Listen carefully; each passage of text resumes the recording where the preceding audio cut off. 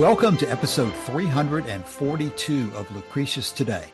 This is a podcast dedicated to the poet Lucretius, who wrote On the Nature of Things, the most complete presentation of Epicurean philosophy left to us from the ancient world. Each week we walk you through the Epicurean texts, and we discuss how Epicurean philosophy can apply to you today. If you find the Epicurean worldview attractive, we invite you to join us in the study of Epicurus at epicureanfriends.com, where we discuss this and all of our podcast episodes. We're continuing this week in Book 2 of Cicero's Academic Questions, going through it from an Epicurean perspective. And we are now up to section 10, which is nearing the end of Lucullus presenting the Stoic view of knowledge and how to obtain it. He's coming to the end of that argument, and he's beginning a transition, summarizing some of the reasons behind his position. And he's going to be shifting to the attack even more than he has already about the implications of taking the position that knowledge is impossible. Eventually, we're going to focus on the position that Cicero himself takes, which is that you don't have to have knowledge. You can just simply say that some things are more probable or less probable. And we're going to be dealing with that, but not until next week or the week after that. Today, we're going to be spending most of our time on section 10, and there are several important points in here that we need to discuss. When we finished section 9, Lucullus was continuing his argument to the effect that people who say knowledge is impossible are not going to be able to take any consistent opinions or even have opinions at all. As we move into section 10, he's going to extend that and talk about the nature of the mind and the sensations and how it appears that they have such great power that they were actually designed exactly for the purpose of attaining knowledge, and that those who say knowledge is impossible are rejecting that built-in design. So as you go into section 10, Joshua, whenever you're ready, let us know any thoughts you have about where we are at the moment, and then if you will read for us section 10, we'll go through it point by point. That's right. We think we may be coming upon a break point here where he kind of finishes his own argument and moves on to the discussion of the problems associated with other schools of philosophy and their relationship with knowledge. But we're still in the same argument, I think, which is this argument that started in section 7. He said, let us start with the senses, the judgments of which are so clear and certain that if an option were given to our nature, and if some god were to ask of it whether it is content with its own unimpaired and uncorrupted senses, or whether it desires something better, I do not see what more it could ask for. And then makes the point that he's willing to defend the senses, but he's not going to go as far as Epicurus and demand or try to provide an answer to every possible objection on this question. It's just some things are knowable. That's his position. And we don't have to go as far as saying that everything that we see under any condition, under any arrangement of light and matter, that all of it is knowable. But certainly some things seen from a certain angle under certain light are clear, and that clarity is the sign that the mind has taken hold of this thing and that we can say that it is real, that it's knowable. And so in the course of his longer argument, we're going to come back to questions of the relationship between the senses and the mind, and the relationship between nature and the mind in section 10. The next point for discussion, says Lucullus, is one which is copious enough, but rather abstruse, for it touches in some points on natural philosophy, so that I am afraid that I may be giving the man who will reply to me too much liberty and license.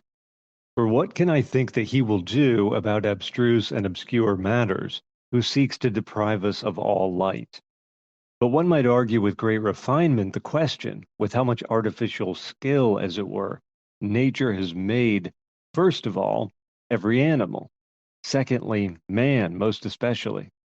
How great the power of the senses is, in what manner things seen first affect us, then how the desires, moved by these things, followed, and lastly, in what manner we direct our senses to the perception of things. For the mind itself, which is the source of the senses, and which itself is sense, has a natural power which it directs towards those things by which it is moved. Therefore, it seizes on other things which are seen in such a manner as to use them at once. Others it stores up, and from these memory arises. But all other things it arranges by similitudes, from which notions of things are engendered, which the Greeks call at one time enoi, and at another prolepsis. And when to this there is added reason and the conclusion of the argument, and a multitude of countless circumstances, then the perception of all those things is manifest, and the same reason, being made perfect by these steps, arrives at wisdom. As therefore the mind of man is admirably calculated for the science of things and the consistency of life, it embraces knowledge most especially, and it loves that catalepsis, which we, as I have said, will call comprehension, translating the word literally. It loves this for its own sake, for there is nothing more sweet than the light of truth. And also because of its use, on which account also it uses the senses and creates art, which are, as it were, second senses. And it strengthens philosophy itself to such a degree that it creates virtue, to which single thing all life is subordinate. Therefore, those men who affirm that nothing can be comprehended take away by their assertion all these instruments or ornaments of life, or rather, I should say, utterly overturn the whole of life, and deprive the animal itself of mind, or animo in Latin, so that it is difficult to speak of their rashness as the merits of the case require. Nor can I sufficiently make out what their ideas or intentions really are, for sometimes when we address them with this argument, that if the doctrines which we are upholding are not true, then everything must be uncertain, they reply, well, what is that to us? Is that our fault? Blame nature, who, as Democritus says, has buried truth deep in the bottom of the sea. But others defend themselves more elegantly, who complain also that we accuse them of calling everything uncertain. And they endeavor to explain how much difference there is between what is uncertain and what cannot be perceived, and to make a distinction between them. Let us then now deal with those who draw this distinction, and let us abandon as incurable and desperate those who say that everything is as uncertain as whether the number of the stars be odd or even. For they contend, and I notice that you, Cicero, were especially moved by this, that there is something probable and, as I may say, likely, and that they adopt that likelihood as a rule in steering their course of life and in making inquiries and conducting discussions. Okay, thanks for reading that, Joshua. That's the end of 10. Let's go back to the top and pick out some important parts of this.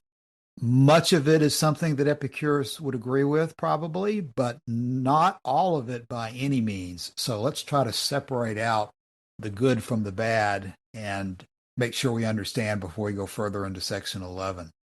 Yeah, he starts out section 10 with an interesting claim or an interesting point. And read through modern eyes, we have the instinct to compare this with perhaps the Christian view, that the number of the hairs on your head were counted before you were born or whatever, that things were designed for a purpose, and that the mind itself is one such thing, that the mind itself has a purpose, or at the very least, the mind itself has a kind of instinct, an instinct toward knowledge. He does talk here in this about the mind directing itself as a sense towards things by which it is moved.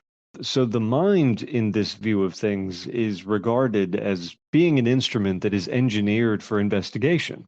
And the whole point of investigation is to arrive at knowledge. And so one of the first challenges that he makes to certain skeptic groups, and we'll try to get into a little bit here, the distinction that he's making, if we can, that these certain skeptic groups who deny that the mind has this particular orientation towards knowledge also deny what he calls the instruments or ornaments of life, by which he means that it's this faculty of the mind that allows us to create art, that allows us to talk about philosophy. And most importantly, it's this faculty of the mind, this investigative approach of the mind, this instinct or design of the mind.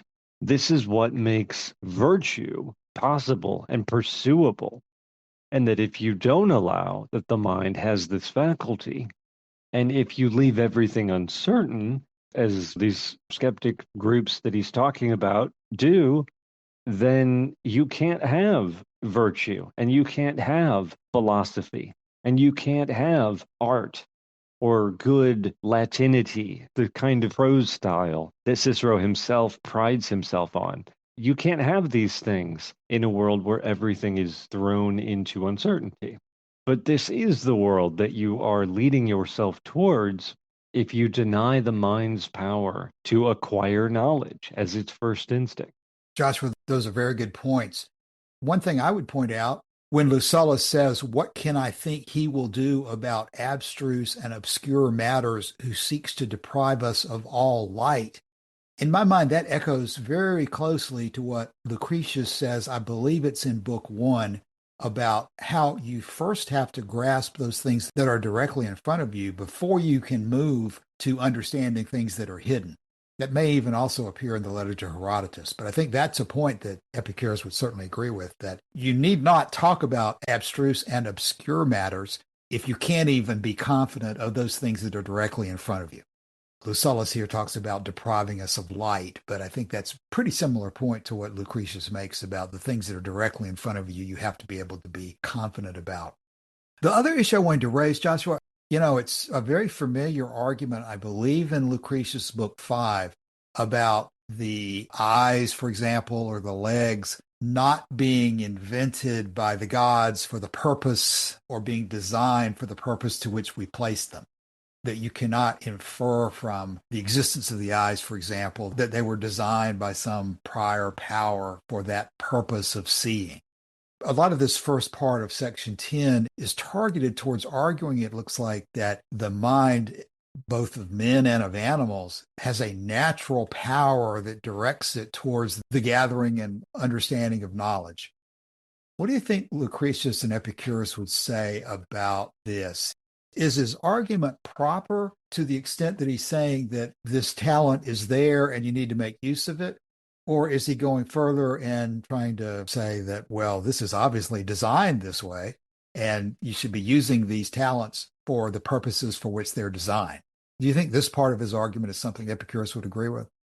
It's not clear to me if he's talking there about instinct or long-term development, or if he's talking about the mind being created for this purpose, or if he's just talking about it in terms of the Aristotelian final cause, that everything that exists for a reason, and this is the reason the mind exists. We certainly know what the Epicurean response to that would be.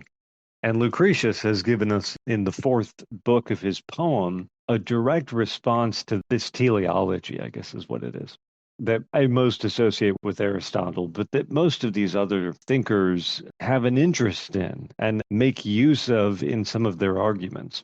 Epicurus, of course, can't make use of it because if something has a purpose, it has to have been made by an intelligence with that purpose in view. I don't see how you could talk about purpose in any other way. We talk about instinct. We talk about, orientation perhaps. But to say that something has one correct use and only that use means that there's someone setting limits, marking things out in advance. And Epicurus did not avail himself of that kind of thought. What Lucretius says in the fourth book of his poem, around line 823, he says, "You must eagerly desire to shun this fault, and with foresighted fear to avoid this error. Do not think that the bright light of the eyes was created in order that we may be able to look before us. Or that in order that we may have the power to make long strides, therefore the tops of the legs and thighs based upon the feet are able to bend. Or again, that the forearms are jointed to the strong upper arms and hands given us to serve us on either side in order that we might be able to do what was needful for life. Which is directly on point to what Lucilius is saying, that if the mind isn't naturally attuned to the pursuit of knowledge, then how do you build up philosophy? How do you pursue the arts? How do you seek virtue? And what Lucretius is saying, his response to that is, we actually have to shun the idea that there is a purpose in things in order to more directly connect with an unthinking and unfeeling nature that has produced us all. And it is the subject that we're trying to get a hold of with our minds, right? All other ideas of this sort, he says, which men proclaimed by distorted reasoning, set effect for cause, since nothing at all was born in the body that we might be able to use it, but what is born creates its own use. So maybe if you're Cicero or some of these other skeptics, you could respond to Lucilius's argument there by saying that, Lucilius, you are setting effect for cause. You are saying that it is a design of the mind to search for knowledge rather than that the mind comes into being and is exposed to knowledge or is exposed to sensory input. It's exposed to perception. Neither Cicero nor the other skeptics are very likely to go the Lucretius direction and say that nothing at all was born in the body that we might be able to use it, but what is born creates its own use. They cannot then have grown for the purpose of using them. Yeah, Joshua, let me jump in and point out something that's so obvious I probably don't need to say this, but Lucretius is certainly not saying that you should not use your eyes or you should not use your legs or you should not use your arms. He's not saying that the eyes and the legs and the arms are not very admirably employable in using them. He's simply saying that the goal of using them is developed by the living being who has them, and it was not designed into it by a all-knowing, all-wise, all-powerful creator. Yeah, and Lucretius makes kind of that point directly in the following when he says that before training and culture taught us to hold up a shield, it was nature who taught us to hold up an arm in the face of a blow, right, to stop a blow. That there is this instinct for the use of these faculties in us. It just doesn't come from a mind that pre-exists us. Yeah, there's a really important distinction going on here because some of this argument does appear and is probably very similar to what Epicurus is saying. For example, focus on this for just a moment when he says, therefore, those men who affirm that nothing can be comprehended take away by their assertion all these instruments of life, or rather, I should say, utterly overturn the whole of life and deprive the animal itself of mind, so that it's difficult to speak of their rashness as the merits of the case require, meaning it's difficult to describe how absurd and damaging this position would be. To me, this line is very similar to what Lucretius is saying in Book 4 about how if you do not trust the senses, everything is going to fall apart. You won't even know to avoid walking over canyon cliffs and things like that. So this conclusion of this section we're talking about echoes, in my mind, many aspects of the Epicurean argument, but at the same time, it's embedded in this false premise that there's a designer behind it. In fact, the sentence before what I just read, Lucella says that the mind strengthens philosophy to such a degree that it creates virtue to which single thing all life is subordinate. Well, this is my opportunity to once again say in Epicurean philosophy, the single thing all life is subordinate to is pleasure as the end, not virtue, which is, again, the kind of argument that Lucullus is going to be expected to sneak in here, being a Stoic. So there are very different premises that need to be understood, even while both sides, Stoics and Epicureans, are arguing for the importance of using the mind to be able to attain knowledge. They're both ending up at the point of, yes, use the mind to obtain knowledge, But the Stoics are planting these presumptions that this is something that God has designed the mind to do. And this argument that you should therefore use it, and that's just how you're going to create virtue, which is the single thing you should be aiming at. When, of course, Epicurus would reject both the origin and the goal that Lucullus is stating here. Yeah, let me respond to that, Cassius, because I can see a counter argument being made here by someone who says, okay, you say that the mind wasn't created in order to seek out knowledge. You say that there was no sight before the eyes, but then you say that pleasure is the goal, that pleasure is this end, this purpose that we move towards. And how do you square that contradiction of saying there is no teleology in nature, and yet there is a telos? And my response is to go to Norman DeWitt's book, Epicurus and His Philosophy. Because what he says, and I'll actually read the longer paragraph this time, usually I read the shorter one on this question. What he says is this: in respect of teleology, Epicurus was also independent of his teachers. It is true that he may have learned of the teleology of Plato from his first teacher, Pamphilus, but this brand of teleology became an abomination to him. In his view, the universe was eternal and had always been an orderly cosmos. And along with creationism, all arguments drawn from evidences of divine design or superintendence. As for another teacher, Praxiphanes, if he took time off from literary criticism to expound the biological teleology of Aristotle, the mind of Epicurus was closed to it because it was not the Epicurean view that ears had been created to hear or eyes to see. From Nausiphanes, yet another teacher of Epicurus, from Nausiphanes in turn, if he was an orthodox Democritean, no teleology could have been learned at all because it was inconsistent with a universe of non-purposive atomic motion. So these are the two extremes, right? You have the extreme of everything that exists in nature has a telos.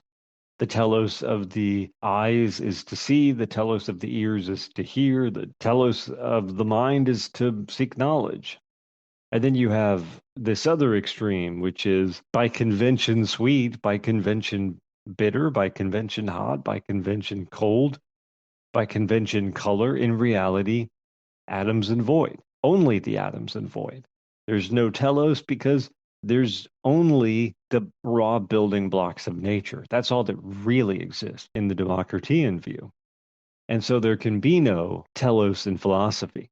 And I love the way DeWitt ends this because he says in the next paragraph, he says, the limited teleology at which Epicurus finally arrived had nothing to do either with creationism or adaptation of organ to function. It had nothing to do with the universe at large, which was ruled by natural laws. It had nothing to do even with animals, although animal behavior afforded evidence that pleasure was the end or telos of living. It was recognized, to be sure, that animals possess volition and that certain kinds of animals are actuated by innate ideas to organize themselves into herds for mutual protection.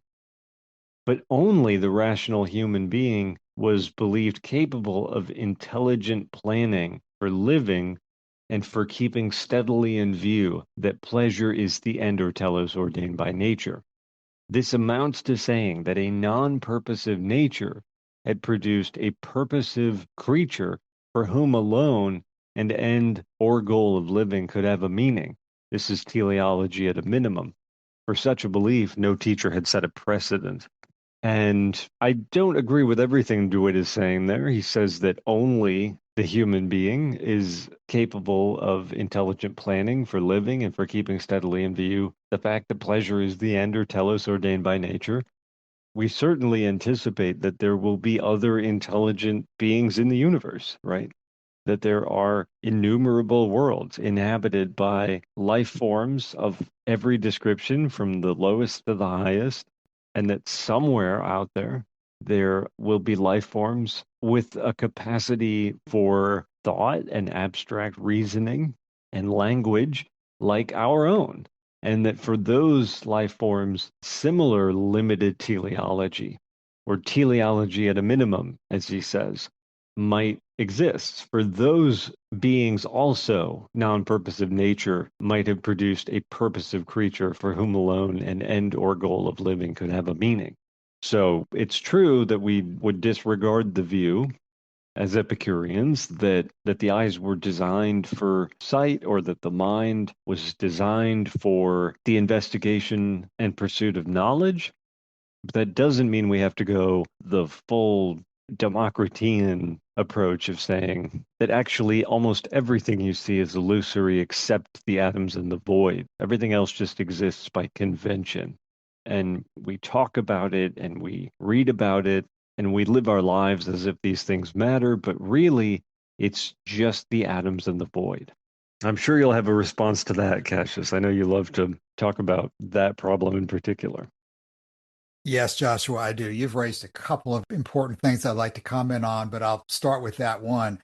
That's where Epicurus comes back to making the decision that we are going to regard what our senses, anticipations, and feelings present to us as real, just as real as the atoms in the void. And in fact, the atoms are not even immediately discoverable to us through the senses. We have to infer their existence from reason. And so we are really taking our fundamental first steps by deciding to trust the senses, as Lucretius says. So that plays right into the main point I wanted to make from the way you first phrased the question. Are we being inconsistent ourselves by exempting pleasure from the general observation that there is no goal? And you've raised the question very well. Somebody's going to ask, well, you say there's no goals, but then you talk about pleasure being the goal. Where did pleasure come from? What's the consistency of your position there? And the way I think I would reconcile that is pretty much the way you have DeWitt doing it there, simplifying it even further to this, that Epicurus is saying to take what the senses, anticipations, and feelings give us as real. He is saying, just like with the eyes, the ears, any other part of the body, any other fact of our existence that is presented to us through the senses, we take that as the starting point without inventing some other world, some supernatural force that is the true thing behind the world. Pleasure is the feelings of pleasure and pain. Pleasure is presented to us by nature as a given. You don't challenge the givens of life through nature. You accept nature, you embrace nature. As Nietzsche might say, you say yes to nature. You don't say, no, no, no. I'm rejecting this. I have a better idea myself. There is another world of ideal forms. There is a supreme creator of the universe living in heaven. That's what's real, not what the senses tell us. Ultimately, I think that's where the basic division lies. You accept the eyes, the ears, the senses, your feet, all parts of your body, the things that your senses present to you. You accept those as real, of which pleasure and pain are part. Pleasure being the go signal, it's pretty easy to conclude, as even an infant would, that you go towards pleasure and you avoid pain. That's the kind of analysis, and why Epicurus says it's not even necessary or even appropriate to try to go behind that and come up with a logical syllogism that is going to try to prove logically that pleasure should be the goal. Pleasure is the goal that nature has provided to us. There is no way for us to get behind that.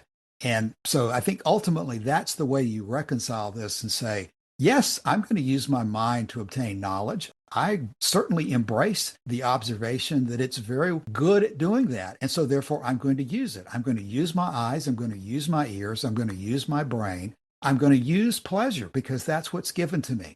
I am not going to use them then to turn around and deconstruct the universe using critical theory to say, well, I can come up with words that would imply that this universe is not even real, that everything I'm seeing is not real. That is exactly the wrong way to go. And to obsess over that kind of a deconstructive analysis is extremely destructive to happiness in life, is what I would allege. And I think that's what Epicurus is alleging. You don't go in that direction. You accept what the senses, anticipations, and feelings, pleasure and pain, give you as the starting point. Now, Joshua, we're probably about to come to the end of today's episode, so we need to wrap up. Concluding thoughts for today. You know, Cassius, as we read Lucullus here dealing with what he calls abstruse and obscure matters in the first paragraph of section 10 here, when he says his next point for discussion is one which is copious enough, but rather abstruse, for it touches on some points on natural philosophy, so that I am afraid that I may be giving the man who will reply to me too much liberty and license. For what can I think that he will do about abstruse and obscure matters, who seeks to deprive us of all light? And then he references also this quote from Democritus: of truth we know nothing, for truth lies at the bottom of the well. And at the end of section 10, he says, we will abandon as incurable and desperate those who say that everything is as uncertain as whether the number of the stars be odd or even. And it puts me in mind of this quote from one of the letters of Thomas Jefferson. It's a letter to Francis Adrian Vanderkemp, dated the 30th of July, 1816. And he's writing here to a Unitarian Christian, of course, and mocking the idea of the Trinity. And he says this, he says, ridicule is the only weapon which can be used against unintelligible propositions. Ideas must be distinct before reason can act upon them. And no man ever had a distinct idea of the Trinity. It is the mere abracadabra of the mountebanks, calling themselves the priests of Jesus. If it could be understood, it would not answer their purpose. Their security is in their faculty of shedding darkness, like the cuttlefish, through the element in which they move and making it impenetrable to the eye of a pursuing enemy. And I'm reading this here on the forum, and I see also a reference to a dialogue, Cassius, that you love from Lucian, which is the Hermotimus dialogue, in which Hermotimus, who is this Stoic figure who's finally been convinced that he knows nothing and that Stoicism is not a guide to knowledge, says to his interlocutor Lycinus, he says, you are quite right, and now I will be off to metamorphose myself. When we next meet, there will be no long shaggy beard, no artificial composure. I shall be natural as a gentleman should. I may go as far as a fashionable coat, by way of publishing my renunciation of nonsense. I only wish there were an emetic that would purge out every doctrine they have instilled in me. I assure you, if I could reverse Chrysippus's plan with the hellebore and drink forgetfulness, not of the world, but of Stoicism, I would not think twice about it. Well, Lycinus, I owe you a debt indeed. I was being swept along in a rough, turbid torrent, unresisting, drifting with the stream, when lo, you stood there and fished me out, a true deus ex machina. I have good enough reason, I think, to shave my head like the people who get clear off from a shipwreck, for I am to make votive offerings today for the dispersion of that thick cloud that was over my eyes. Henceforth, if I meet a philosopher on my walks, and it will not be with my will, I shall turn aside and avoid him as I would a mad dog. And the irony of this passage from Hermotimus, Cassius, is that what he's saying is not that skepticism is a thick cloud that was over his eyes. It was this Stoic epistemology that we're reading now that he regards as a thick cloud that was over his eyes. And in many ways, it's the skepticism that convinced him to abandon philosophy altogether.